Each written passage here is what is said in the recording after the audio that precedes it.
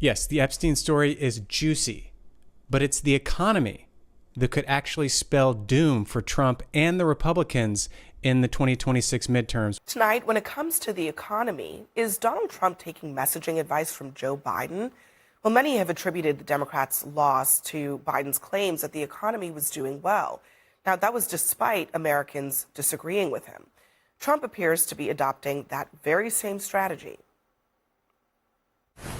Is this a voter perception issue of the economy, or is there more that needs to be done by Republicans on Capitol Hill, or done in terms of policy? More than anything else, it's a con job by the Democrats. So are you saying that voters are misperceiving how they feel? Or so when I took over, you remember? Because you said Biden did that too, because he was saying things were great, but things weren't great. It's synonymous, Biden and Kamala, because you didn't know who the hell was campaigning. Why are people saying they're anxious about the economy? Why are they saying that? I don't know that they are saying. I think polls are fake. We have the greatest economy we've ever had. Look at the Michigan survey. For 65% of American people think they're in good shape economically. They think the nation's not in good shape, but they're personally in good shape. The polling data has been wrong all along. So let's take a look at what exactly the polls are saying. 59% of Americans say that Trump is to blame for the current rate of inflation, and even more say that prices have been going up and not down. 61% say that Trump's policies are worsening economic conditions, according to a recent CNN poll. And 52% said the same thing in a Fox News poll from September. And consumer sentiment is flirting with record lows right now, when inflation hit historic levels in the middle of the pandemic. So, Camille, welcome to the table, first of all, but Trump is doing exactly the same thing that Biden did. And frankly, I actually don't think we really know what the state of the economy is right now, in part because the government's been shut down for over a month. We don't know what those numbers are going to say, but a lot of the signs are flashing red. And you also fire the head of the Bureau of Labor and Statistics because you're dissatisfied with the quality of the data that you're getting and create more uncertainty. This is a really bad situation for the administration. We are a long way from January and all of the enthusiasm around the inauguration, certainly a long way from, Freedom Day back in April when we got the first tariff announcement. Liberation Day. Liberation Day, yeah. Right. How could I forget our real Juneteenth? Listen, things have been a real challenge for them, and I think trying to insist that all of the various polling data is completely fake, is contrived, is part of some conspiracy.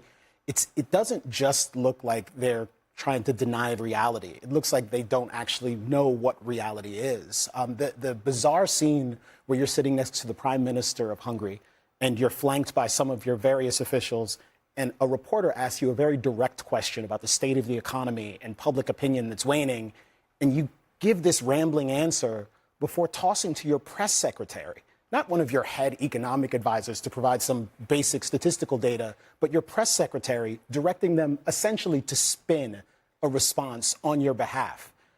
As of yet, I hadn't been particularly concerned about Donald Trump's mental fitness for the office, but a scene like that is just kind of bizarre. And I mean, Scott, my heart goes out to you. You are one of the most capable defenders of this administration, but they are really fumbling the ball right now. You're worried about Donald Trump after what we just lived through? Oh, that was bad too. Okay, so that was also bad. Here's the thing.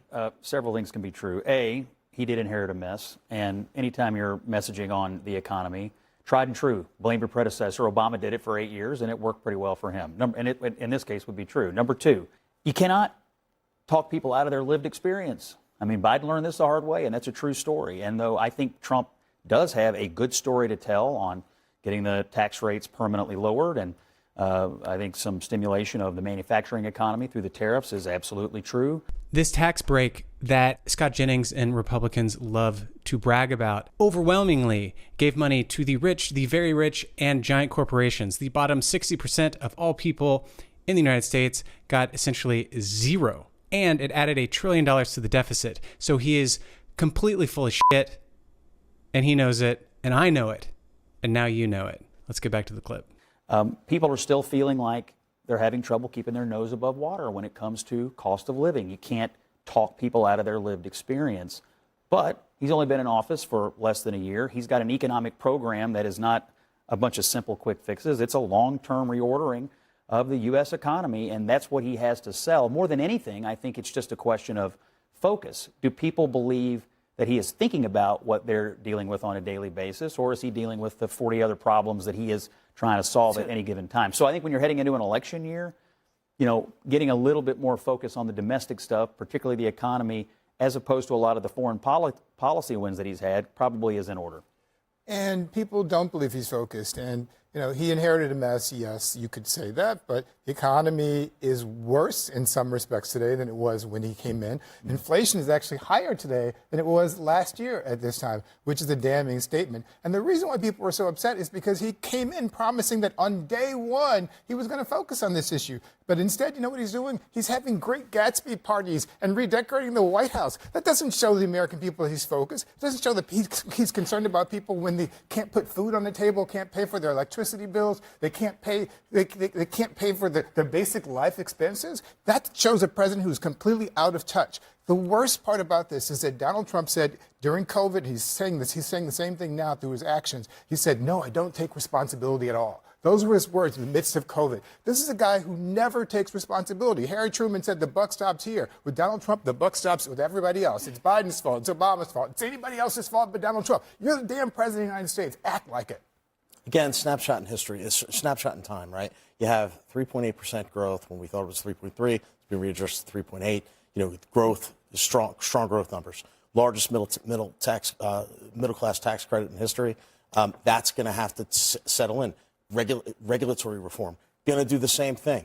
All these things have to fall into place, and it takes time to make up for all the problems that he inherited. I think you can actually, Scott, talk people out of their lived experience. I think that Trump has done it time and time again. There were so many times when we would watch the news and see people saying, you know, all I know is I had more money when Trump was president. But then you look at the money in their bank accounts, or when they would conduct a study, or you would look at inflation being down or wages being up, because consistently, actually, Democrats end up making the economy better. It's a perception that Republicans do better. It's a perception that they have that the economy's better. And Trump is a manifester.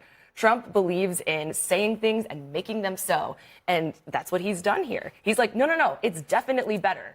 Life is better for all of you, regardless. It's not unusual for a president or any politician to describe their policies as having worked. I mean, any president is going to say the course I have put us on has us on the right trajectory. If you give it time to work, the issue is more in the short term. You know, how are people feeling today in the short term? But he said it is working. Well, he believes it is working. And there is some evidence that if you give this program time, lower taxes, deregulation, stimulating domestic manufacturing, that it will work. But it's not an overnight fix, given the hole that we were in. I do wonder about the distance between, again, your really articulate, thoughtful response that's nuanced, whether or not one completely agrees with it, and what the president said when asked about this directly. It's strange that it's a Democrat con job, that the tariffs are the only thing that have kept us out of a global depression. Like, there's just no evidence for any of those things. Why can't they marshal better responses to the media than that? Why can't they speak directly to people's actual concerns about the state of the economy and the fact that so many other policies seem to be going awry? All right, we're going to take a quick break. Scott Jennings was ready to tee one up there, but the fact remains that the optics of this are terrible. Building ballrooms, throwing great Gatsby parties while 42 million Americans are purposefully made to go hungry while the government is shut down is not a good look. People take that personally, and they will not forget in less than a year when the midterms come up. So Scott Jennings knows, even if you won't admit it, that until Trump can acknowledge that people are really struggling financially, this is going to be really bad, not just for Trump, but for the Republicans in the midterms in 2026. And I would like to say that Madeline Somerville, I agree with her. She's not wrong. She's absolutely right. But in this case, I think that this could be the thing that ultimately sinks Trump. He's going to try to talk his way out of this the same way that he did with COVID, but the economy isn't going to get better, and people are going to be really hurting and furious this time next year, and the swing could be massive. The Senate could even be in play, especially if the economy stays like it is and Trump keeps denying reality. If that happens, he will be in a world of hurt. Don't you think? Let me know. Like this video, and I'll see you real soon. Bye, guys.